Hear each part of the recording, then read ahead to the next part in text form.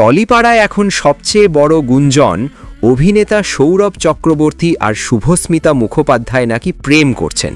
শুধু তাই নয়, অনেকেই আবার তাদের বিয়ের তারিখ পর্যন্ত ঠিক করে ফেলেছেন। কিন্তু এই জল্পনার মাঝেই মুখ খুললেন সৌরভ নিজেই। তিনি স্পষ্ট জানালেন এই মুহূর্তে তাদের সম্পর্ক শুধুই বন্ধুত্বের। তার কথায় সমাজ মাধ্যমে তাদের নিয়ে নানা গল্প তৈরি হলেও বাস্তবে তারা খুব ভালো বন্ধু এবং তাদের বোঝাপড়াও বেশ মজবুত। এমনকি তিনি মজার ছলে বলেন তারা নাকি খুব ভালো ঝগড়াও করতে পারেন, তবে সেটা গঠনমূলক। লক্ষ্মী ঝাঁপি ধারাবাহিকে তাদের জুটি দর্শকদের এতটাই পছন্দ হয়েছে যে অনেকে বাস্তব জীবনেও তাদের একসঙ্গে দেখতে চাইছেন। সেই থেকেই শুরু হয়েছে এই বিয়ের গুঞ্জন।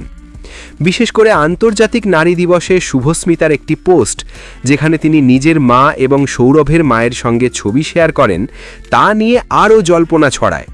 তবে বিয়ে নিয়ে প্রশ্ন করা হলে সৌরভ জানান এখনই এমন কোনো পরিকল্পনা নেই।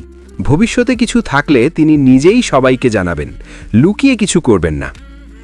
এর আগে মধুমিতা সরকারের সঙ্গে তার বিয়ে ও পরবর্তীতে বিচ্ছেদের ঘটনাও সকলের জানা। সেই অভিজ্ঞতার পর এবার তিনি সব কিছু সময় নিয়ে এগোতে চান বলেই ইঙ্গিত দিয়েছেন। তাহলে কি এই বন্ধুত্বই একদিন প্রেমে বদলাবে, নাকি সবটাই থাকবে গুঞ্জনের মধ্যেই? উত্তর সময়ই দেবে।